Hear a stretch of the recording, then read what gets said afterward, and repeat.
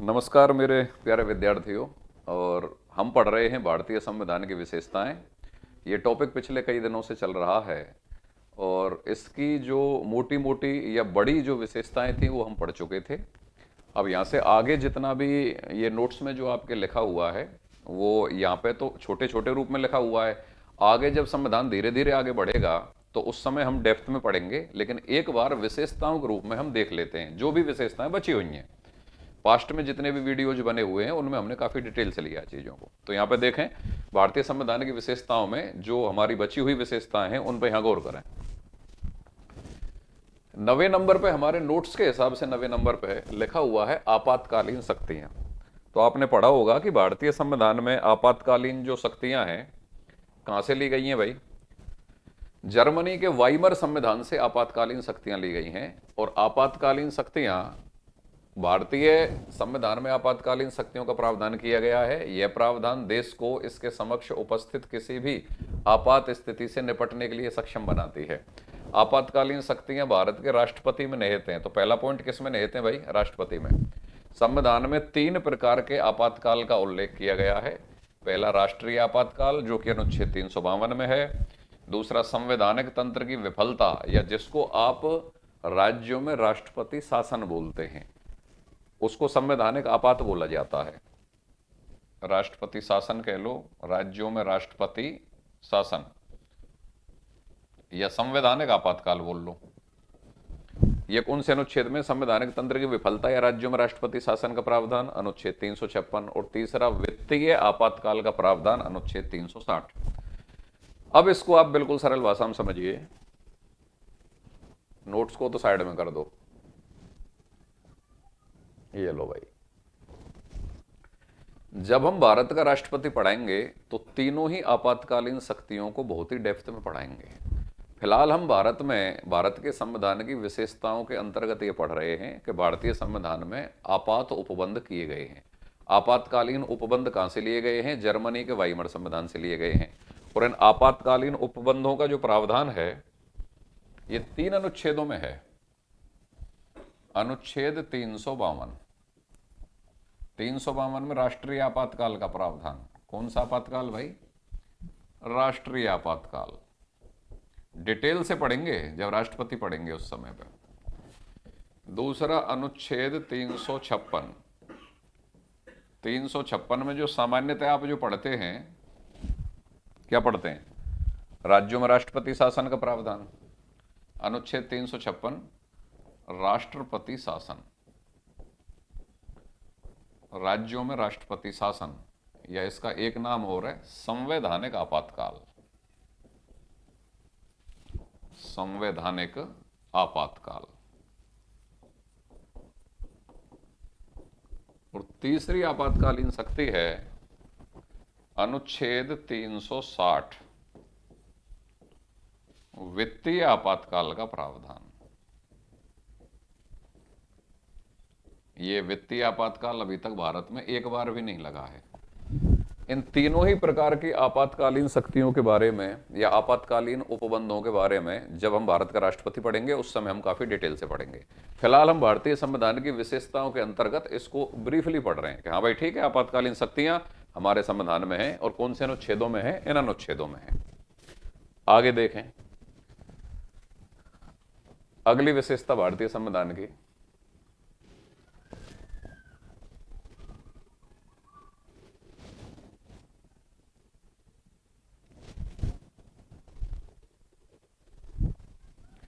सार्वभौमिक वयस्क मताधिकार, अनुच्छेद 326। देखो, सार्वभौमिक वयस्क मताधिकार क्या होता है?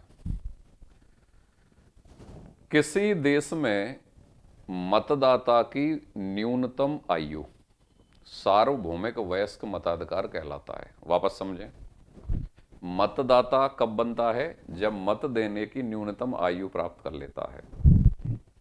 और मत देने की आयु न्यूनतम प्राप्त करने के बाद जो वह मतदाता बनता है, ऐसा मतदाता बनने का अधिकार अगर उस देश के सभी नागरिकों को होता है तो वह सार्वभौमिक वयस्क मताधिकार कहलाता है। वयस्क जब हो जाएगा तो वोट डालेगा। वयस्क कब माना जाएगा? भारत के संविधान के हिसाब से 18 साल की उम्र। हर देश की उम्र अलग अलग है। जैसे कोई आपसे पूछे कि भाई सार्वभौमिक वयस्क मताधिकार क्या होता है, तो सामान्यतः विद्यार्थी बोलने लग जाते हैं सब 18 साल की उम्र प्राप्त करने के बाद सार्वभौमिक वयस्क मतदाता या सार्वभौमिक वयस्क मताधिकार का दर्जा प्राप्त कर लेता है कोई भी नागरिक भारत में। गलत उत्तर है।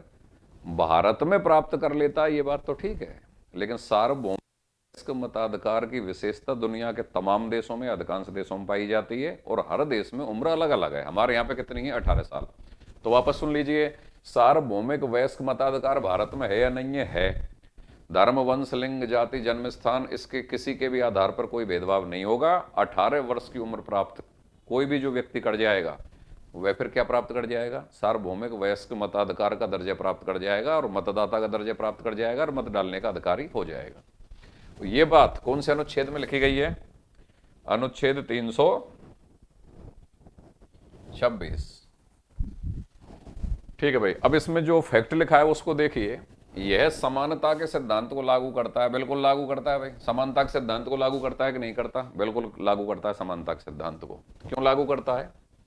क्योंकि इसके द्वारा प्रत्येक व्यक्ति जो 18 वर्ष की उम्र प्राप्त कर जाए, चाहे वो महिला है, चाहे वो पुरुष है, चाहे वो किसी भी जाति का है, किसी भी धर्म का है, किसी भी वंश का है, किसी भी लिंग का है, किसी भी जन्म स्थान का है, भारत में मतदाता का दर्जा प्राप्त कर जाएगा। तो समानता का सिद्धांत लागू हो रहा है, हो रहा है। अब इसमें क्या हुआ? 61वां संविधान संशोधन हुआ था 1989 में। इसके द्वारा राजीव गांधी सरकार ने मतदान की आयु को 21 वर्ष से घटाकर कितना कर दिया था? 18 वर्ष। वापस समझिए, प्रारंभ में भारत में मतदाता की जो न्यूनतम आयु थी वो 21 साल थी। कितनी थी? 21 साल। ठीक है। फिर 61वां संविधान संशोधन 1989 में हुआ। ये क्वेश्चन बड़ा इंपॉर्टेंट है। कौन सा संविधान संशोधन? 61वां संविधान संशोधन। कब हुआ? 1989 में हुआ। राजीव गांधी सरकार के समय हुआ। उन्होंने मतदान की आयु को 21 वर्ष से घटाकर कितना कर दिया था? 18 वर्ष कर दिया था। तो भारत में मतदाता की न्यूनतम आयु 21 वर्ष से घटाकर 18 वर्ष जो की गई है, यह कौन से संविधान संशोधन के द्वारा की गई है? 61वां संविधान संशोधन 1989 के द्वारा। अच्छा, मताधिकार वंचन के आधार। मताधिकार वंचन का मतलब यह है कि कुछ इस प्रकार के व्यक्ति होते हैं जिनको मताधिकार से वंचित किया जाता है, मतलब वो लोग अपने मत का प्रयोग नहीं कर सकते हैं। कौन से प्रकार के लोग? देखें नोट्स पे। अनिवास, चित्त विकृति, अपराध या भ्रष्ट अथवा अवैध आचरण करने वाले। सरल भाषा में समझो। अनिवास का मतलब यह है कि अगर भारत का निवासी नहीं है, भारत का नागरिक नहीं है, तो उसको मतदान का अधिकार नहीं होगा। ठीक है। दूसरा, चित्त विकृति। विकृत चित्त का व्यक्ति, विकृत चित्त का व्यक्ति या पागल या दिवालिया, उन लोगों को मतदान का अधिकार नहीं मिलेगा। अपराधी या भ्रष्ट अथवा अवैध आचरण करने वाला, इनको भी मतदान का अधिकार नहीं मिलेगा। तो इन व्यक्तियों को मतदान का अधिकार नहीं मिलता है जो अनिवासी, भारत के निवासी नहीं है, विकृत चित्त के हैं, अपराधी या भ्रष्ट अथवा अवैध आचरण करने वाले व्यक्ति, इनको नहीं मिलेगा। तो भारत में सार्वभौमिक वयस्क मताधिकार की विशेषता पाई जाती है, पाई जाती है। अगली विशेषता देखिए भारतीय संविधान की, त्रिस्तरीय सरकार। इस पर गौर करें। त्रिस्तरीय सरकार 11वें नंबर की विशेषता हमारे नोट्स के हिसाब से। तो भारत में त्रिस्तरीय सरकार का स्वरूप पाया जाता है। केंद्र में केंद्र सरकार, ठीक है, प्रांतों में प्रांत सरकारें पाई जाती हैं, और सरकार का तृतीयक स्तर होता है स्थानीय स्वशासी निकाय, जैसे पंचायती राज और जैसे नगरीय स्वशासी निकाय। तो भारत में आपने देखा होगा 73वां संविधान संशोधन 1992 के द्वारा पंचायती राज संस्थाओं को संवैधानिक दर्जा दिया गया। 73वां संविधान संशोधन 1992 के द्वारा पंचायती राज संस्थाओं को संवैधानिक दर्जा दिया गया, और 74वां संविधान संशोधन 1992 के द्वारा नगरीय निकायों को संवैधानिक दर्जा दिया गया। तो भारत में तृतीयक स्तर की सरकार है या नहीं है? तृतीयक स्तर की सरकार है। सरकार का तृतीयक स्तर भी पाया जाता है। केंद्र सरकार, प्रांत सरकार और स्थानीय स्वशासी निकाय, ये तृतीयक स्तर है। चाहे इसमें पंचायती राज की संस्थाएं हों, चाहे नगरीय स्वशासी निकाय हो। अब नोट्स पे देखें। तृतीयक स्तर की सरकार या त्रिस्तरीय सरकार, मूल संविधान के अनुच्छेद 40 नीति निर्देशक तत्व, अभी आप पढ़ोगे नीति निर्देशक तत्वों में अनुच्छेद 40 के अंतर्गत राज्य ग्राम पंचायतों की स्थापना करेगा, यह प्रावधान जुड़ा हुआ है। राज्य ग्राम पंचायतों की स्थापना करेगा, अनुच्छेद 40 में नीति निर्देशक तत्व में लिखा हुआ है। और इसी मूल भावना से प्रेरित होकर जब हम पंचायती राज पढ़ाएंगे तो बहुत डेप्थ में पढ़ाएंगे। आप पढ़ोगे कि पंचायती राज की जो शुरुआत हुई है 2 अक्टूबर 1959 से हुई है। कहाँ से हुई है? नागौर से हुई है। तो पंचायती राज के रूप में कौन सा स्तर पा लिया गया सरकार का? तृतीयक स्तर पाया गया। फिर नगरीय निकायों की भी शुरुआत हो गई। 73वें संविधान संशोधन के द्वारा पंचायती राज को संवैधानिक दर्जा दिया गया। 74वें संविधान संशोधन 1992 के द्वारा नगरीय निकायों को संवैधानिक दर्जा दिया गया। आगे देखें, 73वें और 74वें ये पंचायती राज से संबंधित है, ये नगरीय निकायों से संबंधित है। 73वें 74वें संविधान संशोधन दोनों ही कब हुए हैं? 1992 में हुए हैं। उनके द्वारा स्थानीय स्वशासन व्यवस्था को संवैधानिक दर्जा प्रदान किया गया। एक शब्द पकड़ो, स्थानीय स्वशासन। तो जो स्थानीय स्वशासन है वही तृतीयक स्तर की सरकार है, या वही सरकार का तीसरा स्तर है। क्यों? पहला स्तर केंद्र सरकार, दूसरा स्तर प्रांत सरकार और तीसरा स्तर नगरीय निकाय और ग्रामीण स्वशासी संस्थाएं। वापस समझो सरल भाषा में, स्थानीय स्वशासन, चाहे वो पंचायती राज है चाहे वो नगरीय निकाय है, ये तृतीयक स्तर की सरकार है। इनको 73वें 74वें संविधान संशोधन 1992 द्वारा स्थानीय स्वशासन मतलब आप समझ गए, इस व्यवस्था को क्या दिया गया था? संवैधानिक दर्जा। 73वें संशोधन के द्वारा पंचायती राज को संवैधानिक दर्जा, 74वें संशोधन के द्वारा नगरीय निकायों को संवैधानिक दर्जा। 73वें संविधान संशोधन द्वारा संविधान में भाग 9 में पंचायतों के प्रावधान में, वापस गौर करिए, भाग 9 पंचायती राज से संबंधित है, जबकि भाग 9 के 74वें संविधान संशोधन के द्वारा जोड़ा गया है वह नगरीय निकायों से संबंधित है। तो भाग 9 में पंचायतों वाले प्रावधान में अनुच्छेद 243 से 243 ओ, 243 से 243 ओ,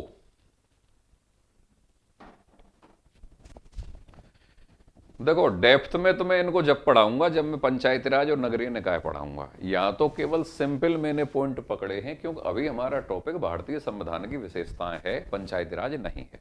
तो यहां तो आप इतना जान लो कि तृतीयक स्तर की सरकार पाई जाती है कि नहीं पाई जाती? भारतीय संविधान में पाई जाती है, और हल्के हल्के फैक्ट मैंने लिख दिए हैं। 73वें संविधान संशोधन द्वारा संविधान के भाग 9 में पंचायतों वाले प्रावधान में अनुच्छेद 243 से 243 ओ, कहां से कहां तक?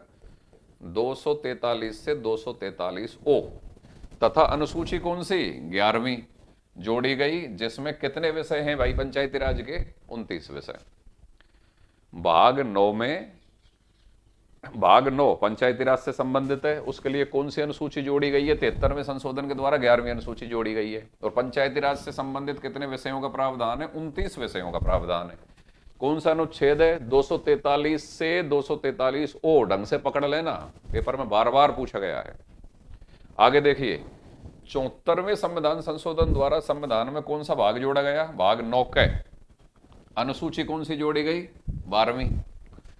और इसमें नगरीय निकायों का प्रावधान है, नगरीय निकायों को संवैधानिक दर्जा दिया गया, और इसमें कितने विषय रखे गए? 18। किसको संवैधानिक दर्जा दिया गया? नगरीय निकायों को, या नगरीय स्वशासन स्वशासी संस्थाओं को। नगरीय स्वशासी संस्था कह दो चाहे नगरीय निकाय कह दो, एक ही बात है। नगर पालिका, नगर परिषद, नगर निगम, छावनी बोर्ड, ये जो आते हैं ये नगरीय निकाय हैं। इनको संवैधानिक दर्जा दिया गया है 74वें संविधान संशोधन के द्वारा। कौन सा भाग जोड़ा गया है? भाग 9 के। अनुसूची कौन सी जोड़ी गई है? 12वीं। कितने विषय रखे गए हैं? 18। डेप्थ में कब पढ़ेंगे? जब ये टॉपिक पढ़ेंगे स्थानीय स्वशासन, उस समय पर डिटेल में पढ़ेंगे। स्थानीय स्वशासन राज्य सूची का विषय है, ये एक फैक्ट है अपने आप में। उस समय और ज्यादा डिटेल में पढ़ेंगे जब स्थानीय स्वशासन किसका विषय है? राज्य सूची का। फिर भारतीय संविधान की विशेषताओं में अगला पढ़िए, 12वें नंबर पर विशेषता लिख रही है एकीकृत व स्वतंत्र न्यायपालिका। इस पे शायद हमारी पिछली क्लास में भी चर्चा हो गई थी। भारत में व्यवस्थापिका दोहरी है, केंद्र की अलग है और प्रांत की अलग है। केंद्र सरकार के लिए कानूनों का निर्माण करने वाला निकाय केंद्रीय व्यवस्थापिका, और प्रांतीय सरकारों के लिए कानूनों का निर्माण करने वाला निकाय प्रांतीय व्यवस्थापिका। तो व्यवस्थापिका दोहरी, कार्यपालिका भी दोहरी। केंद्रीय व्यवस्थापिका के द्वारा बनाए गए कानूनों को लागू करने वाला निकाय केंद्रीय कार्यपालिका, और प्रांतीय व्यवस्थापिका के द्वारा बनाए गए कानूनों को लागू करने वाला निकाय प्रांतीय कार्यपालिका। तो व्यवस्थापिका भी दोहरी है, कार्यपालिका भी दोहरी है, लेकिन न्यायपालिका एक रही है। केंद्र में सर्वोच्च न्यायिक संस्था सुप्रीम कोर्ट है और राज्यों में यद्यपि हाई कोर्ट या उच्च न्यायालय पाए जाते हैं, लेकिन राज्यों के उच्च न्यायालय या हाई कोर्ट केंद्र के सुप्रीम कोर्ट से इस प्रकार पृथक, स्वतंत्र व स्वायत्त नहीं है जैसे कि प्रांतीय व्यवस्थापिका केंद्र की व्यवस्थापिका से स्वतंत्र व स्वायत्त है, प्रांतीय कार्यपालिका केंद्र की कार्यपालिका से स्वतंत्र व स्वायत्त है। वैसे हाई कोर्ट या उच्च न्यायालयों की भौतिक स्थिति भले ही राज्यों में है, लेकिन वो सुप्रीम कोर्ट से वैसे पृथक व स्वतंत्र स्वायत्त नहीं है। वो सुप्रीम कोर्ट की अधीनस्थ ही संस्थाएं हैं, अधीनस्थ संस्थाएं ही हैं। सुप्रीम कोर्ट के द्वारा दिया गया कोई भी निर्णय, कोई भी आदेश उनके लिए कानून का काम करता है, और सिर्फ हाई कोर्ट के लिए ही नहीं, पूरे देश के सभी न्यायालयों के लिए ऊपर से नीचे तक। इसलिए यह माना गया है कि भारत में जो न्यायपालिका है उसका स्वरूप एकीकृत है। एकीकृत, सबसे ऊपर सुप्रीम कोर्ट, फिर हाई कोर्ट, फिर जिला कोर्ट, इस प्रकार एकीकृत। तो न्यायपालिका एकीकृत है और इसके अलावा स्वतंत्र भी है, अर्थात उस पर व्यवस्थापिका या कार्यपालिका का अननेसेसरी किसी भी प्रकार का कोई नियंत्रण नहीं है। वो अपने निर्णयों के बारे में बिल्कुल स्वतंत्र है, स्वायत्त है। अब देखो नोट्स में क्या लिखा हुआ है। भारत की न्याय व्यवस्था में सर्वोच्च न्यायालय शीर्ष पर है। सर्वोच्च न्यायालय तो शीर्ष पर है भाई, ठीक है। इसके नीचे राज्य स्तर पर उच्च न्यायालय हैं। राज्यों में उच्च न्यायालय के नीचे कौन से न्यायालय हैं भाई? अधीनस्थ न्यायालय हैं। लेकिन ये राज्यों में स्थित उच्च न्यायालय इस प्रकार सर्वोच्च न्यायालय से पृथक नहीं है जैसे कि प्रांतीय विधानमंडल केंद्रीय विधानमंडल से पृथक व स्वतंत्र होता है, वही बात जो मैंने अभी समझाई। तथा प्रांतीय कार्यपालिका केंद्रीय कार्यपालिका से जिस प्रकार पृथक व स्वतंत्र होती है, उस तरह राज्यों में स्थित उच्च न्यायालय सर्वोच्च न्यायालय से पृथक व स्वतंत्र नहीं है। सरल भाषा में जान लो कि जिस प्रकार प्रांतीय कार्यपालिका और प्रांतीय व्यवस्थापिका केंद्रीय कार्यपालिका और केंद्रीय व्यवस्थापिका से स्वतंत्र व स्वायत्त हैं, उस प्रकार प्रांतों में स्थित हाईकोर्ट या उच्च न्यायालय केंद्र के सुप्रीम कोर्ट से पृथक या स्वतंत्र या स्वायत्त नहीं है। हाईकोर्ट सुप्रीम कोर्ट की ही अधीनस्थ संस्थाएं हैं, बल्कि सर्वोच्च न्यायालय की अधीनस्थ संस्थाएं हैं। बात समझ में आ गई? ठीक है। सर्वोच्च न्यायालय द्वारा दिए गए निर्णय देश के सभी न्यायालयों के लिए कानून होते हैं। वही बात लिखी हुई है जो मैंने अभी आपको समझाई है। ठीक है। अगली विशेषता भारतीय संविधान की पंथ निरपेक्ष राज्य का सिद्धांत। ये क्या होता है भाई, समझो।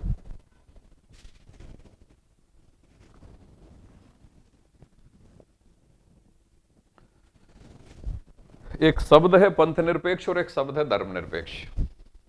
राजनीति विज्ञान में ऑब्जेक्टिव टाइप परीक्षा में सवाल अटेम्प्ट करने की दृष्टि से दोनों का मतलब एक ही है, लेकिन अगर तर्क वितर्क और विमर्श का विषय बनाया जाए तो इनके फिर क्या है, अर्थ अलग अलग हो जाते हैं। पंथ निरपेक्ष और धर्मनिरपेक्ष के। नमस्ते नमस्ते नमस्ते नमस्ते, शाबाश बेटा, नमस्ते। अरे कोई नहीं, बच्चों को खेलने दो, ये भी तो बच्चे ही हैं जिनको पढ़ा रहे हैं। ठीक है, ज्यादा औपचारिकताओं में कुछ नहीं रखा, जीवन में सरल ही होना चाहिए। ठीक है, क्योंकि हर व्यक्ति के परिवार में बच्चे होते हैं और बच्चे तो भगवान के रूप होते हैं। ठीक है भाई, चलिए। तो मैं पढ़ा रहा था पंथ निरपेक्षता। पंथ निरपेक्ष राज्य का सिद्धांत भारत है, भारत में पंथ निरपेक्षता है, तो हम समझ रहे थे पंथ निरपेक्षता या धर्मनिरपेक्षता। देखिए सुनिए, पंथ निरपेक्ष या धर्मनिरपेक्ष भावार्थ रूप में एक ही हैं, लेकिन शब्द को तोड़ने की दृष्टि से अगर अर्थ निकाला जाए तो दोनों के अर्थ अलग अलग हो सकते हैं। जैसे धर्म ध्री धातु से निष्पन्न है। धर्म क्या है? ध्री धातु से निष्पन्न है। ठीक है सर। और धर्म ध्री धातु से निष्पन्न है और इसका अर्थ होता है धारण करना। धारण करना। ठीक है। भारतीय सभ्यता और संस्कृति में धर्म का मतलब अपने कर्तव्य का पालन करने से है।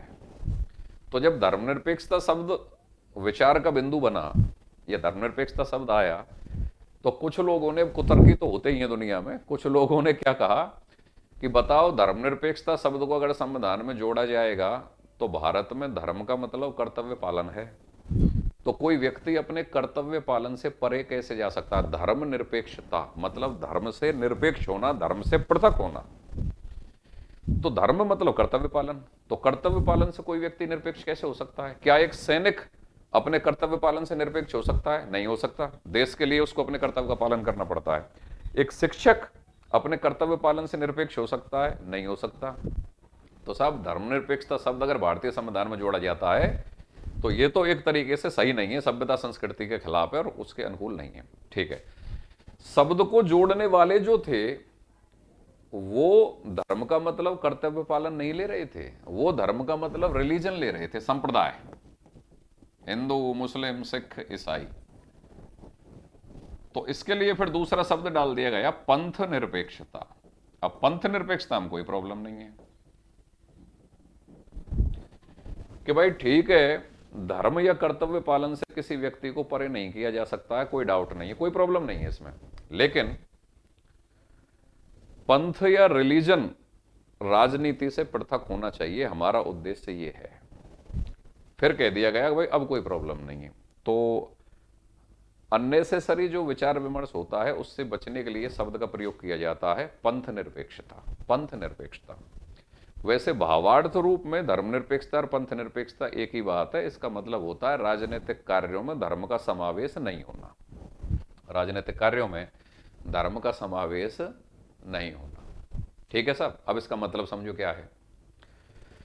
सबसे पहले भारत एक धर्मनिरपेक्ष राज्य है या नहीं है, यह समझने के लिए आपको यह समझना जरूरी है कि धर्मनिरपेक्ष कहते किसे हैं। तो मोटे रूप में धर्मनिरपेक्षता में तीन बातें अनिवार्य रूप से आती हैं। पहला, कौन कौन सी बातें आती हैं वो देखिए भाई।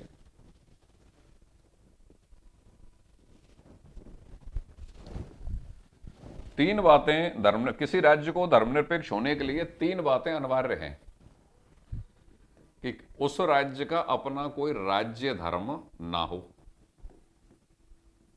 राज्य धर्म ना हो।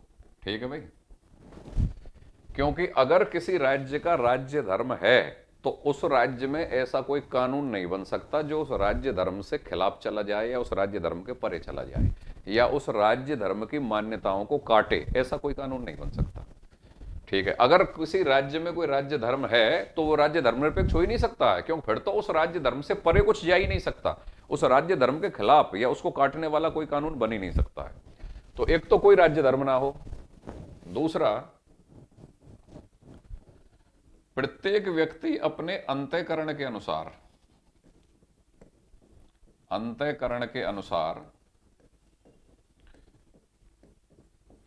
किसी भी धर्म का पालन कर सकता हो। सरल भाषा में समझ लो, व्यक्ति अपने अंतःकरण के अनुसार किसी भी धर्म का पालन करने की स्वतंत्रता होनी चाहिए। ठीक है भाई। तीसरी विशेषता, राज्य के मामलों में धर्म का हस्तक्षेप ना हो, राज्य के मामलों में धर्म का हस्तक्षेप ना हो। लेकिन समाज सुधार की खातिर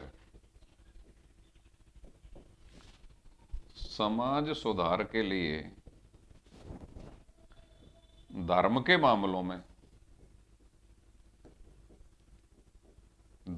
मामलों में राज्य हस्तक्षेप कर सकता है, राज्य हस्तक्षेप कर सकता है। ये तीन पॉइंट पकड़ने हैं भाई आपको, दोबारा समझो। कोई राज्य धर्मनिरपेक्ष है अथवा नहीं है, ये जानने के लिए ये तीन अनिवार्य शर्तें हैं। सबसे पहले तो राज्य का अपना कोई राजधर्म ना हो। भारत का कोई राजधर्म है क्या? कोई राजधर्म नहीं है। ठीक है। दूसरी बात, उस राज्य के सभी निवासियों को अंतःकरण के अनुसार अपने धर्म पालन की स्वतंत्रता हो। मतलब कोई व्यक्ति अपने अंतःकरण के अनुसार किसी भी धर्म का पालन कर सकता है, बिल्कुल कर सकता है। मूल अधिकारों में अनुच्छेद 25 के अंतर्गत धार्मिक स्वतंत्रता का अधिकार है, अनुच्छेद 25 से 28 तक। तो उसमें अनुच्छेद 25 में धार्मिक स्वतंत्रता का अधिकार है। तीसरा, राज्य के मामलों में धर्म का हस्तक्षेप ना हो। समाज सुधार के लिए धर्म के मामलों में राज्य हस्तक्षेप कर सकता है। राज्य के मामलों में या राजनीतिक मामलों में धर्म का कोई हस्तक्षेप ना हो, लेकिन समाज सुधार की खातिर धर्म के मामलों में राज्य हस्तक्षेप कर सकता है। भारत में धर्म के मामलों में राज्य ने हस्तक्षेप किया है समाज को सुधारने खातिर। हिंदू मैरिज एक्ट 1955, हिंदू धर्म के मामलों में राज्य ने हस्तक्षेप किया, और ट्रिपल तलाक इसमें भी राज्य ने हस्तक्षेप किया समाज सुधारने की खातिर। तो भारत में ये तीनों विशेषताएं पाई जा रही हैं कि नहीं पाई जा रही? ये धर्मनिरपेक्षता की तीन मूल अनिवार्य विशेषताएं हैं, भारत में तीनों मौजूद हैं, अतः भारत धर्मनिरपेक्ष देश है। ठीक है। संविधान में प्रस्तावना में जो पहला संशोधन हुआ है 42वें संविधान संशोधन 1976 के द्वारा, उसमें आप लोग पढ़े होंगे कि तीन शब्द जुड़े, धर्मनिरपेक्षता या पंथ निरपेक्षता, अखंडता और समाजवाद। तो उसमें पंथ निरपेक्षता या धर्मनिरपेक्षता शब्द कौन से संविधान संशोधन से जुड़ गया भाई? 42वें संविधान संशोधन से जुड़ गया, धर्मनिरपेक्षता या पंथ निरपेक्षता। लेकिन यहीं पे एक सवाल यह आ जाता है कि क्या 42वें संविधान संशोधन से पहले भारत धर्मनिरपेक्ष या पंथ निरपेक्ष नहीं था? था।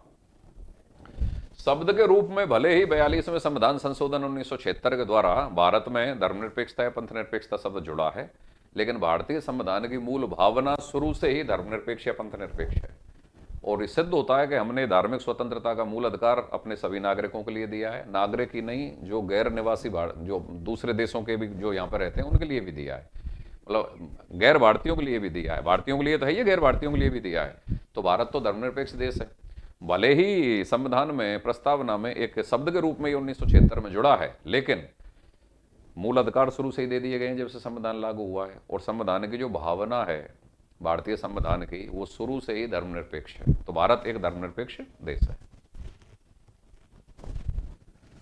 ये भाई आपकी ये विशेषता हो गई कि भारत पंथ निरपेक्ष राज्य का सिद्धांत,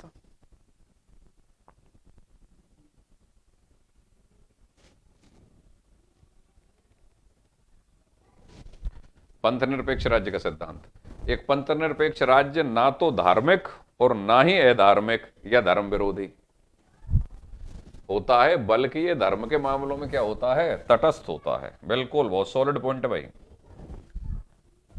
धर्मनिरपेक्ष क्या होता है कि ना तो धार्मिक, ठीक है, अगर धार्मिक नहीं है तो इसका मतलब ये नहीं है कि वह अधार्मिक है, अधार्मिक भी नहीं है। धर्म और अधर्म दोनों के मामलों से तटस्थ, उसको धर्मनिरपेक्ष बोलते हैं। तटस्थ होता है। भारत का कई धर्मों का देश होने के कारण से संविधान के संस्थापकों ने इसे पंथ निरपेक्ष राज्य बनाना उचित समझा। भाई जब हमारा संविधान बन रहा था तो भारत का संविधान में तो जैसा जैसे मैं संविधान को पढ़ता हूं और जितना मैं संविधान को पढ़ता हूं, मैं तो संविधान बनाने वालों के लिए हाथ जोड़ देता हूं। हाथ जोड़ने का मतलब श्रद्धा भाव से हाथ जोड़ देता हूं। मुझे इस संविधान के अंतर्गत रत्ती भर भी कोई कमी दिखाई नहीं देती। कितना मेहनत करके ये संविधान बनाया गया है। अच्छा, लेकिन अगर आप लोग, आप, मेरा मतलब ये है कि कुछ लोग या काफी सारे लोग भी हो सकते हैं, भारतीय संविधान में अगर कुछ कमियां निकालते हैं भारतीय शासन और राजनीतिक व्यवस्था के व्यावहारिक उदाहरणों को देखकर, मतलब जो अपने जीवन काल में उन्होंने समाज में, राजनीति में या शासन प्रशासन में जो भी कानून बने हुए हैं उनको देखकर अगर कोई व्यक्ति भारतीय संविधान में कमियां निकाल रहा है तो वो आदमी गलत है। क्यों गलत है? संविधान कहीं पर भी गलत नहीं है। संविधान का इंप्लीमेंटेशन राजनेताओं ने अपने राजनीतिक फायदों के लिए करना शुरू कर दिया है, वो चीज गलत है। अब खैर बहुत लंबी डिबेट चली जाएगी, इस डिबेट पे हम यहां बिल्कुल भी बात नहीं करेंगे। संविधान का एक एक उपबंध, एक एक आर्टिकल इतना तार्किक है कि आप सोचते रह जाएं। लेकिन भारतीय सामाजिक राजनीतिक व्यवस्था में जिस प्रकार से कानूनों का निर्माण होता है, संविधान बनाने वालों ने थोड़ी कहा था कैसे बनाना। वो तो पूरी साथ में सारी दुनिया को या देश के सभी नागरिकों को साथ में लेके एक साथ चलना चाह रहे थे। लेकिन जो कानूनों का निर्माण विभिन्न प्रकार की पार्टियां करती हैं वो अपने वोट बैंकों को प्रेरित होकर करती हैं। तो उन्होंने संविधान का जो इंप्लीमेंटेशन किया है, प्रॉब्लम वहां पे हो जाती है कई बार। संविधान में प्रॉब्लम थोड़ी है। तो संविधान बनाने वाले थोड़ी गलत हैं, वो तो महान आदमी थे। गलत तो कौन है? ये राजनेता गलत हैं जो अपने वोट बैंक प्लस माइनस कर आके ऐसे कानूनों का निर्माण कर देते हैं कि समाजों में द्वेष उत्पन्न हो जाते हैं आपस में। तो संविधान बहुत ही बैलेंस्ड है और बहुत ही अच्छा है, उसका रेस्पेक्ट करना चाहिए। आगे देखें, धर्म के मामलों में तटस्थ। भारत का कई धर्मों का देश होने के कारण से संविधान के संस्थापकों ने इसे पंथ निरपेक्ष राज्य बनाना उचित समझा। बहुत सॉलिड बात है भाई। भारत बहुत सारे धर्मों की भूमि है, बहुत सारे धर्मों के अनुयायी लोग भारत में रहते हैं। तो अगर भारत को किसी एक धर्म को भारत का राज्य धर्म बना देते तो बाकी धर्मों के लोग हाशिए पे आ जाते। और एक चीज और देख लेना, दुनिया के जितने भी विकसित देश हैं, जितने भी पावरफुल कंट्रीज हैं, वो सब धर्मनिरपेक्ष हैं। और जो धर्मांध जो कंट्री होता है, किसी खास धर्म के पीछे चलता है, तो वहां ज्ञान विज्ञान आदि का विकास नहीं हो पाता और कूप मंडूक बन के ही लोग रह जाते हैं। इसलिए धर्मनिरपेक्ष ही सबसे बड़ा लोकतांत्रिक और समय की वास्तविकता वाला मूल्य है। भारत एक पंथ निरपेक्ष राज्य है क्योंकि यह धर्म के आधार पर लोगों के मध्य किसी भी प्रकार का भेदभाव नहीं करता। बताओ करता है कि किसी के साथ कोई भेदभाव नहीं करता। धर्म के आधार पर जितनी धार्मिक स्वतंत्रता इस मुल्क के अंतर्गत है, दुनिया में कहीं पे भी नहीं है। वो एक अलग बात है कि इतनी धार्मिक स्वतंत्रता को भी लोग सेक्युलरिज्म, एक सेक्युलरिज्म क्या है, धर्मनिरपेक्षता का इंग्लिश वर्ड है, लेकिन वो ऐसा लगता है कि जैसे कोई गाली का रूप बन चुका है। नो, सेक्युलरिज्म का जैसे ही सेक्युलरिज्म नाम आता है, कोई विशेष प्रकार के चेहरे, विशेष प्रकार के लोग, विशेष प्रकार के मीडिया पर्सन, विशेष प्रकार का आइडियोलॉजी वाले लोग, वो आपके नजर में आने लगते हैं। तो गलत है ना, ऐसा क्यों उन लोगों के बारे में ऐसा सोचते हो आप सीधे सरल भाषा में समझिए, सेक्युलरिज्म धर्मनिरपेक्षवाद। तो ठीक है, धर्मनिरपेक्षवाद क्या कह रहा है? धर्म से अपना तटस्थ रहना है, सभी धर्मों का सम्मान करना है, अपने धर्म का पालन करना है। जो व्यक्ति ऐसा कर रहा है वह धर्मनिरपेक्ष है। ठीक है भाई, धर्म के आधार पर कोई भेदभाव नहीं करता। यह ना तो किसी धर्म को प्रोत्साहित करता है और ना ही किसी धर्म को हतोत्साहित करता है। अब यहां पे दो शब्द आए, प्रोत्साहित और हतोत्साहित। वापस समझिए, जो धर्मनिरपेक्ष राज्य होगा वह धार्मिक दृष्टि से तटस्थ होगा। किसी धर्म विशेष की वृद्धि करने के लिए कोई वो प्रोत्साहन नहीं देगा, या सरकारी पैसे खर्च नहीं करेगा, या उसको प्रमोट नहीं करेगा, और ना ही किसी धर्म को हतोत्साहित करेगा। वो पूरी तरीके से क्या रहेगा? धार्मिक दृष्टि से तटस्थ रहेगा। भारत का संविधान धर्मनिरपेक्ष है। अब अगर कोई राजनीतिक पार्टी सत्ता में आती है तो वो राजनीतिक पार्टी अगर अपने वोट बैंक के हिसाब से किसी धर्म को प्रोत्साहित करें या किसी धर्मावलंबियों के लिए विशेष कानूनों का निर्माण करें, तो ये भारत का संविधान थोड़ी कह रहा है। ये तो वोट बैंक के आधार पर कानून बनाने वाले लोगों ने अपने राजनीतिक फायदों के लिए किया है। भारत के संविधान ने थोड़ी कहा कि आप अपने धर्म के आधार पर नागरिकों में भेदभाव करें। भारत का संविधान ना राजनीतिक पार्टी, भारत का संविधान ना ध्रुवीकरण की बात कहता है, ना ही तुष्टिकरण की बात कहता है। अगर कोई राजनीतिक पार्टी तुष्टिकरण करती है या अगर कोई राजनीतिक पार्टी ध्रुवीकरण करती है तो वो अपने प्लस माइनसों के कारण कर रहे हैं। इसमें संविधान बनाने वाले गलत कहां है या संविधान गलत कहां है? बस ये अंतर समझना है हम भारतीय को। अगर वो अपने राजनीतिक सामाजिक वातावरण को देखकर संविधान के प्रति दुराग्रह पालते हैं तो यहां पे वो नागरिक गलत हो जाता है। उसको ढंग से पकड़ना चाहिए कि हमारे संविधान की भावना क्या है। असल में जो हो रहा है वो व्यवहार है, और ये व्यवहार ना संविधान बनाने वाले चाहते थे ना संविधान चाहता है। ये तो अपने इंप्लीमेंटेशन, अपने राजनीतिक हितों के कारण अगर कोई करता है तो उसमें संविधान कहां गलत हुआ, ये संविधान बनाने वाले कहां गलत हुए। ना हतोत्साहित करता है ना प्रोत्साहित करता है। इसके विपरीत संविधान में धर्म की स्वतंत्रता का अधिकार सुनिश्चित किया गया है। किया गया है कि नहीं किया गया है? धार्मिक स्वतंत्रता का अधिकार अनुच्छेद 25 से 28 तक दिया गया है। और किसी भी धार्मिक समूह से संबंधित लोगों को उनकी पसंद के धर्म को मानने, आचरण करने या प्रसार करने का अधिकार दिया गया है। डिटेल में पढ़ेंगे हम जब मूल अधिकार पढ़ेंगे, उस समय हम डिटेल में पढ़ेंगे धार्मिक स्वतंत्रता का मूल अधिकार अनुच्छेद 25 से 28। ये सारी चीजें आएंगी। किसी भी धर्म को मानना, उसका आचरण करना, उसका प्रचार करना, ये सारी चीजें आएंगी, उस सबका अधिकार है। 42वें संविधान संशोधन 1976 द्वारा संविधान की प्रस्तावना में संशोधन, ये अभी बताया आपको, संशोधन करते हुए पंथ निरपेक्ष या धर्मनिरपेक्ष शब्द को जोड़ दिया गया है। तो इसका मतलब ये थोड़ी है कि 42वें संशोधन 1976 में जब ये पंथ निरपेक्ष या धर्मनिरपेक्ष जोड़ा गया था उससे पहले भारत धर्मनिरपेक्ष नहीं था। उससे पहले भी था। मूल अधिकार शुरू से ही है, उनमें धार्मिक स्वतंत्रता का अधिकार है, और वो धर्मनिरपेक्षता की 3 अनिवार्य विशेषताएं थी, वो आपको बताएंगे मैंने अभी। तो ये मेंस में एक डिबेट आ जाती है, जैसे मान लो आप आईएएस मेंस या आरएस मेंस का एग्जाम लिख रहे हैं, उस समय आ जाते हैं ये सवाल कि क्या प्रस्तावना में संशोधन में धर्मनिरपेक्षता जोड़ने से पहले भारत धर्मनिरपेक्ष था या नहीं था, इस तरीके की डिबेट। तो भारत हमेशा से धर्मनिरपेक्ष था। संविधान के भाग 3 में ये लो साहब 6 मूल अधिकार का वर्णन किया गया है।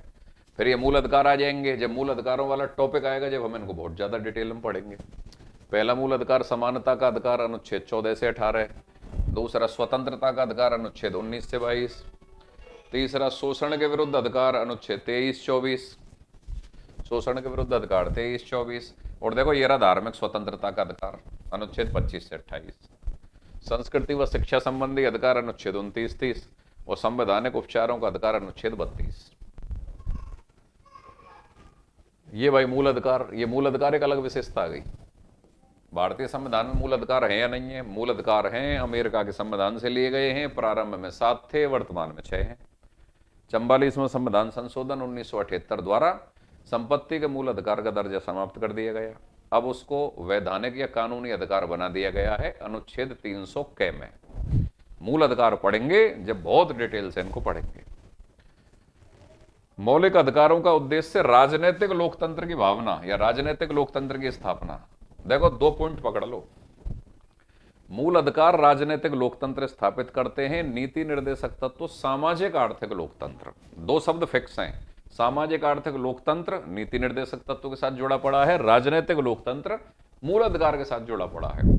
और ये होते क्या है राजनीतिक लोकतंत्र और सामाजिक आर्थिक लोकतंत्र? ये सब्जेक्ट पॉलिटिकल साइंस का विषय है, संविधान वाले जीके पार्ट का विषय नहीं है। क्यों? फिर जब लोकतंत्र समझाना पड़ेगा तो 3-4 दिन की क्लास जाएंगे। आगे देखें। किसी भी व्यक्ति को राज्य तथा अन्य व्यक्तियों के खिलाफ प्राप्त है। देखो सुनिए, जब मैं मूल अधिकार पढ़ाऊंगा, मूल अधिकार वाले वीडियो यूट्यूब चैनल पर डाल दिए हैं, शुरुआत के 2 ही वीडियो डाले हैं, बाकी तो अभी बाद में जब पढ़ेंगे तो और डिटेल में आएगा। किसी व्यक्ति को प्राप्त मूल अधिकार अन्य व्यक्तियों के खिलाफ भी प्राप्त होते हैं और राज्य के खिलाफ भी प्राप्त होते हैं। ये मूल अधिकारों की विशेषता होती है। तथा इनका सर्वोच्च संरक्षक कौन होता है? सर्वोच्च न्यायालय। मूल अधिकारों का सर्वोच्च संरक्षक कौन है? सर्वोच्च न्यायालय। मूल अधिकारों के हनन की दशा में सर्वोच्च न्यायालय तथा उच्च न्यायालय कितने प्रकार की रिट? 5 प्रकार की रिट या अभिलेख जारी कर सकता है। मूल अधिकार पढ़ेंगे जब इन रिट के बारे में बड़ा डिटेल से पढ़ेंगे। अभी तो हम फिलहाल भारतीय संविधान की विशेषताओं के रूप में केवल एक लाइन में पढ़ रहे हैं कि मूल अधिकार भारतीयों को दिए गए हैं, ये हमारे संविधान की विशेषता है। तो ठीक है भाई, है। मूल अधिकार कुछ सीमाओं के दायरे में आते हैं तथा परिवर्तनीय भी हैं। ये भी देखो भाई, सीमित हैं और परिवर्तनीय हैं। असीमित या अनियंत्रित हैं क्या? नहीं, सीमित हैं, प्रतिबंधित हो सकते हैं, परिवर्तित भी हो सकते हैं। संसद संविधान संशोधन द्वारा इनमें परिवर्तन व कटौती कर सकती है। मूल अधिकारों में परिवर्तन या कटौती हो सकता है क्या? हो सकता है। कौन करता है? संसद करता है। साधारण कानून के द्वारा कर सकती है क्या? नहीं। किससे करती है? संविधान संशोधन द्वारा करती है। समाप्त भी कर सकती है संसद इनको। जैसे पहले देखो 7 थे, फिर बाद में 44वां संविधान संशोधन 1978 किया, संपत्ति का मूल अधिकार समाप्त कर दिया, अब बचे 6। संसद परिवर्तन कर सकती है, कटौती कर सकती है, समाप्त भी कर सकती है, लेकिन केवल कैसे? संविधान संशोधन के द्वारा। अनुच्छेद 20 व 21 में स्थित मूल अधिकारों को छोड़कर अन्य मूल अधिकारों को राष्ट्रीय आपातकाल में स्थगित किया जा सकता है। जब आप राष्ट्रीय आपातकाल पढ़ोगे या जब आप मूल अधिकार पढ़ोगे तो इसके बारे में डिटेल से पढ़ोगे कि अनुच्छेद 20 व 21 में स्थित मूल अधिकार ऐसे हैं जिन्हें राष्ट्रीय आपातकाल में भी स्थगित नहीं किया जा सकता, बाकी के अन्य मूल अधिकारों को स्थगित किया जा सकता है। राज्य के नीति निर्देशक सिद्धांत। भाई संविधान की विशेषताओं में तो आप सिर्फ इतना पढ़ लो कि भारत में नीति निर्देशक सिद्धांत संविधान में है या नहीं है, पढ़ा होगा आपने। आयरलैंड से लिए गए, भाग 4 में स्थित हैं, अनुच्छेद 36 से 51 तक स्थित है। डॉक्टर अंबेडकर के अनुसार नीति निर्देशक सिद्धांत भारतीय संविधान की अनूठी विशेषता है। ये भाग 4 में स्थित हैं। इनका उद्देश्य सामाजिक व आर्थिक लोकतंत्र, एक शब्द मैंने अभी पकड़ाया था आपको, सामाजिक व आर्थिक। सामाजिक आर्थिक शब्द नीति निर्देशक तत्वों के साथ जुड़ा हुआ है, राजनीतिक शब्द मूल अधिकारों के साथ जुड़ा हुआ है। राजनीतिक लोकतंत्र की स्थापना कौन करते हैं? मूल अधिकार। और सामाजिक आर्थिक लोकतंत्र की स्थापना कौन करते हैं? नीति निर्देशक तत्व। सामाजिक आर्थिक लोकतंत्र को बढ़ावा देना है तथा भारत में एक कल्याणकारी राज्य की स्थापना करना है। नीति निर्देशक तत्व कैसे राज्य की स्थापना करते हैं? कल्याणकारी राज्य की। कैसे लोकतंत्र की स्थापना करना चाहते हैं? सामाजिक आर्थिक लोकतंत्र की। नीति निर्देशक तत्व पढ़ेंगे जब इस बिंदु को और डिटेल से पढ़ेंगे। मिनर्वा मिल्स वाद आया एक 1980 में। जब आप मूल अधिकार पूरे पढ़ लोगे और नीति निर्देशक तत्व पूरे पढ़ लोगे तो उसके बाद एक डिबेट पढ़ोगे कि मूल अधिकार और नीति निर्देशक तत्वों के बीच में जब टकराहट होती है तो ये टकराहट जब होती है तो नीति निर्देशक तत्व को ज्यादा प्रभावी माना जाए या मूल अधिकारों को ज्यादा प्रभावी माना जाए? मूल अधिकारों की सुरक्षा की गारंटी लेता है सुप्रीम कोर्ट। सर्वोत्तम संरक्षक कौन है? Supreme court. और संसद कानून बनाकर नीति निर्देशक तत्वों को लागू करना चाहती है, जिससे कि राज्य को ज्यादा से ज्यादा लोक कल्याणकारी बनाया जा सके। तो नीति निर्देशक तत्वों के पीछे खड़ी हो जाती है संसद, और मूल अधिकारों के पीछे खड़ा हो जाता है सुप्रीम कोर्ट। तो मूल अधिकार और नीति निर्देशक तत्व दोनों के बीच में जो ये फाइट है या टकराहट है, ये सुप्रीम कोर्ट और संसद के बीच की फाइट भी बन जाती है।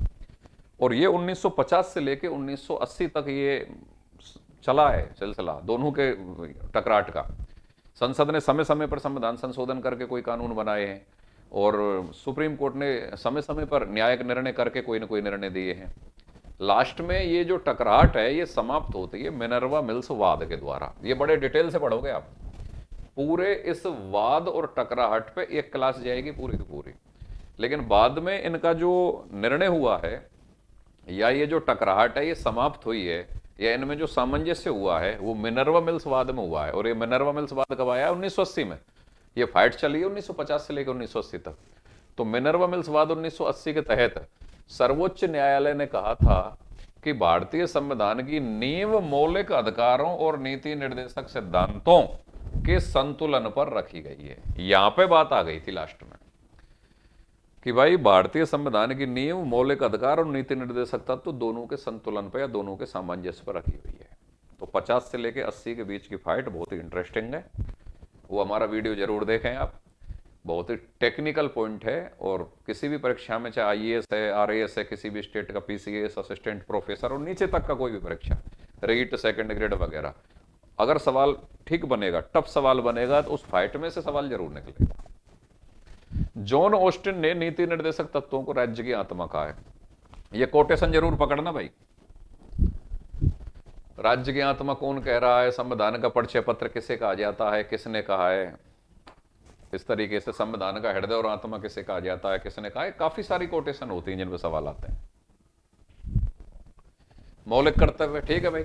तो भारतीय संविधान में जैसे मूल अधिकार हैं, मूल कर्तव्य, नीति निर्देशक तत्व में मौलिक कर्तव्य भी हैं। मौलिक कर्तव्यों के बारे में जानिए।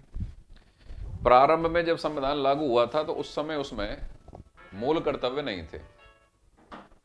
संविधान जब लागू हुआ था शुरुआत में तो मूल कर्तव्य नहीं थे। बाद में 42वां संविधान संशोधन 1976 जब जोड़ा गया तो उसमें मूल कर्तव्य जोड़े गए। और कितने मूल कर्तव्य जोड़े गए? शुरुआत में 42वें संविधान संशोधन 1976 के द्वारा संविधान के 4 के अनुच्छेद 51 के में 10 मूल कर्तव्य जोड़े गए। 11वां मूल कर्तव्य 86वें संविधान संशोधन 2002 के द्वारा जोड़ा गया, जिसमें 6 से 14 वर्ष तक के बच्चों को निःशुल्क और अनिवार्य शिक्षा उपलब्ध करवाना उनके माँ बाप और अभिभावकों का मूल कर्तव्य है। तो ये कुल 11 मूल कर्तव्य हैं। अब मूल कर्तव्य वाले जब टॉपिक को पढ़ेंगे तो उस समय इसमें काफी डेप्थ में लेंगे चीजों को। अभी फिलहाल तो एक विशेषता के रूप में देखें। मौलिक कर्तव्य, मूल संविधान में मौलिक कर्तव्यों का उल्लेख नहीं था, ठीक है, लेकिन बाद में स्वर्ण सिंह समिति की सिफारिश के आधार पर, कौन सी समिति की सिफारिश के आधार पर? स्वर्ण सिंह समिति की सिफारिश के आधार पर 42वें संशोधन 1976 द्वारा 10 मूल कर्तव्य, 42वें संशोधन 1976 द्वारा 10 मूल कर्तव्य संविधान के भाग कौन से में? 4 के में, और अनुच्छेद कौन से में? 51 के में जोड़े गए। 11वां मूल कर्तव्य 86वें संशोधन 2002 के द्वारा जोड़ा गया, जो क्या था? 6 से 14 वर्ष तक के बच्चों को निःशुल्क व अनिवार्य शिक्षा उपलब्ध करवाना माँ बाप और अभिभावकों का मूल कर्तव्य बना दिया गया। नीति निर्देशक तत्वों की तरह मूल कर्तव्य भी वाद योग्य या न्याय योग्य है, और यह सबसे बड़ा पॉइंट है, नहीं है। वाद योग्य या न्याय योग्य नहीं है, मतलब इनके इम्प्लीमेंटेशन या इनको प्रभावी या लागू करवाने के लिए कोई व्यक्ति कोर्ट की शरण नहीं ले सकता है। यह इसका मतलब वाद योग्य या न्याय योग्य नहीं है। इसका मतलब यह है इनके संरक्षण या इनके इम्प्लीमेंटेशन, इनको प्रभावी बनाने के लिए न्यायालय उस केस पे सुनवाई नहीं करेगा, या न्यायालय की शरण नहीं ली जा सकती है, या न्यायालय निर्णय नहीं देगा। अगर मूल अधिकारों का उल्लंघन होता है तो फिर न्यायालय निर्णय देगा, न्यायालय की शरण ली जा सकती है। इसलिए मूल अधिकार वाद योग्य या न्याय योग्य है, नीति निर्देशक तत्व और मूल कर्तव्य वाद योग्य या न्याय योग्य नहीं है। सहकारी समितियों का प्रावधान भी है भाई भारतीय संविधान में। 97वां संविधान संशोधन, बहुत ही टेक्निकल सवाल, पिछले 2 4 5 10 साल में सबसे ज्यादा या बार बार पूछा गया सवाल, इसको ढंग से पढ़ो। 97वां संविधान संशोधन अधिनियम 2011 द्वारा, तो 97वां संविधान संशोधन कब हुआ? 2011 में हुआ। उसमें सहकारी समितियों को संवैधानिक दर्जा दिया गया। तो देखो संविधान के कौन कौन से अनुच्छेदों में परिवर्तन हुआ है। उसमें क्या हुआ है भाई? 97वें संशोधन 2011 द्वारा सहकारी समितियों को संवैधानिक दर्जा दिया गया। तो पहला सवाल, सहकारी समितियों को संवैधानिक दर्जा कौन से संविधान संशोधन से दिया गया? 97वें संविधान संशोधन 2011 द्वारा दिया गया। उनको दर्जा दिया गया और उनका संरक्षण प्रदान किया गया। इस संशोधन के द्वारा 3 परिवर्तन संविधान में किए गए। पहला, सहकारी समिति गठित करने का अधिकार 19(1)(c) के तहत मूल अधिकार बना दिया गया है। इसका मतलब समझो, जब आप अनुच्छेद 19(1) में 6 प्रकार की स्वतंत्रताओं के बारे में पढ़ोगे, मूल अधिकार जब आप पढ़ोगे तो हम आपको पढ़ाएंगे, तो उसमें 19(1)(c) में कोई भी समुदाय या संघ बनाने की स्वतंत्रता है। 19(1)(c) में कोई भी समुदाय या संघ बनाने की स्वतंत्रता है। पढ़ोगे जब आप पढ़ोगे भाई, 19(1) में पहली जो स्वतंत्रता है विचार और अभिव्यक्ति की स्वतंत्रता, फिर दूसरी अस्त्र शस्त्र रहित सम्मेलन की स्वतंत्रता, तीसरी कोई भी समुदाय या संघ बनाने की स्वतंत्रता। तो ऐसे 6 स्वतंत्रताएं हैं। कहीं भी निवास की स्वतंत्रता, व्यापार की स्वतंत्रता, घूमने की स्वतंत्रता। तो उसमें 19(1)(c) में कोई भी समुदाय या संघ बनाने की स्वतंत्रता है। इसी के अंतर्गत समुदाय या संघ के अंतर्गत ही सहकारी समिति गठित करने का प्रावधान भी 19(1)(c) के अंतर्गत मूल अधिकार बना दिया गया है। तो एग्जामिनर अगर ये सवाल डाल दे, जो कि अभी तक तो डाला नहीं गया है या शायद कुछ परीक्षाओं में आ भी गया हो, कि सहकारी समिति गठित करने का अधिकार किस अनुच्छेद के तहत मूल अधिकार है, तो उत्तर होगा 19(1)(c। बहुत बड़ा सवाल, ठीक है।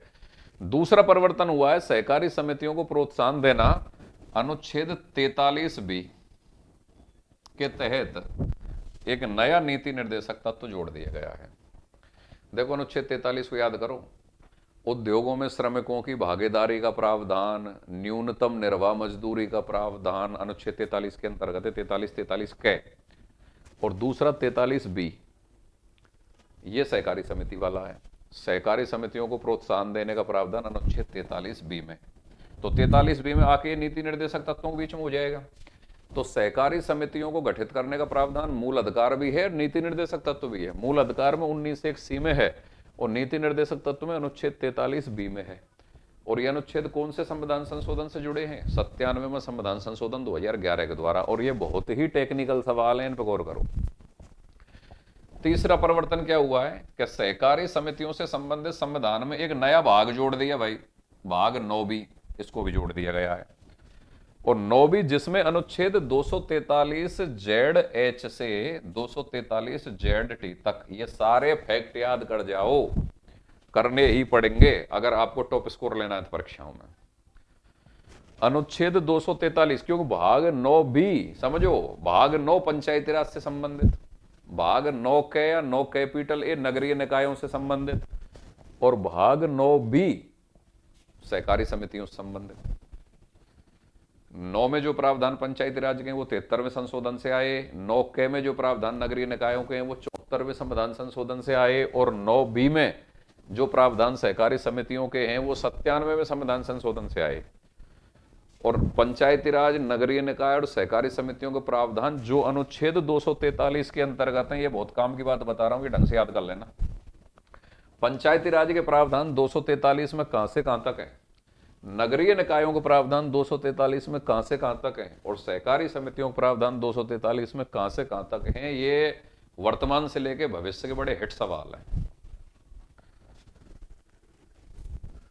इनमें भाई सहकारी समितियों को प्रावधान रखे हैं। अब भाई भारतीय संविधान की आलोचना देखिए। आलोचना शब्द जहां पे आ जाए, वहां मैंने अपने जीवन में किताबों से लेके, पढ़ाई से लेके, आम जीवन से लेके, ऐतिहासिक वृत्तांतों से लेके, कोई भी एक व्यक्ति, एक विचारधारा, एक सिद्धांत ऐसा नहीं देखा जिसकी कोई ना कोई आलोचना नहीं हो। तो आलोचना इस जीवन का एक अंग है, तो भाई उससे गुजरना पड़ेगा। तो आलोचना भारतीय संविधान की भी हुई है, तो वो देखो क्या है। एन श्रीनिवासन का कहना है कि भारतीय संविधान भाषा और वस्तु दोनों ही तरह से 1935 के अधिनियम की नकल है। देखो भाई एक चीज सुनो, कौन सा आलोचक क्या कोटेशन दे के आलोचना कर रहा है, ये याद करने का विषय है भाई। याद कर लो, लर्न कर लो उसको। सीधी सी बात है, कथन है, किसने कहा, फैक्ट है भैया। याद होगा तो सवाल कर जाओगे, नहीं होगा तो नहीं करोगे। तो ये एन श्रीनिवासन जी क्या कह रहे हैं, एग्जामिनर सवाल पूछेगा, भारतीय संविधान भाषा और वस्तु दोनों ही तरह से 1935 के अधिनियम की नकल है, किसके अनुसार, श्रीनिवासन के अनुसार। ब्रिटिश संविधान वेत्ता सर आइवर जेनिंग्स, ये नाम बार बार आ जाएगा, सर आइवर जेनिंग्स, उन्होंने भारतीय संविधान पर डिस्कस किया है, काफी चर्चाएं की हैं। सर आइवर जेनिंग्स ने कहा कि संविधान भारत सरकार अधिनियम 1935 से सीधा निकलता है, जहां से वास्तव में अधिकांश प्रावधानों के पाठ बिल्कुल उतार लिए गए हैं।